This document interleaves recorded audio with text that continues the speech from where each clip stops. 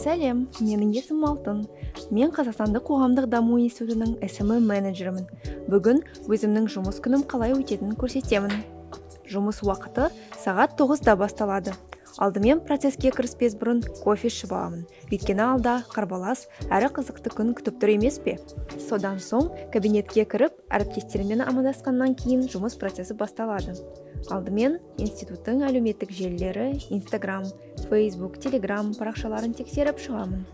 Кімнің пікір жазғанын қарап, аудиториямен кері байланыс жасаймын. Әрі қарай контент жоспарды ашып, бүгін қандай материал жариялайтынымды қараймын. Ең қызық процесс тақырыпты нақтылап алғаннан кейін басталады. Өйткені контент дайындауға кірісемін. Институт сарапшылары әзірлеген баяндамалармен танысып, ақпарат жинақтаймын. Визуал үшін референс қарап, жариялайтын материалдың дизайнын таңдаймын. Себебі ғылыми деректерді мейлінше оқырманға түсінікті етуге тырысамын. Әдетте, апталық жоспарды талқылау үшін әріптестермен бірге конференц-румда бас қосамыз. Идея алмасып, алдағы уақытта атқару керек жұмыстарды талқылаймыз.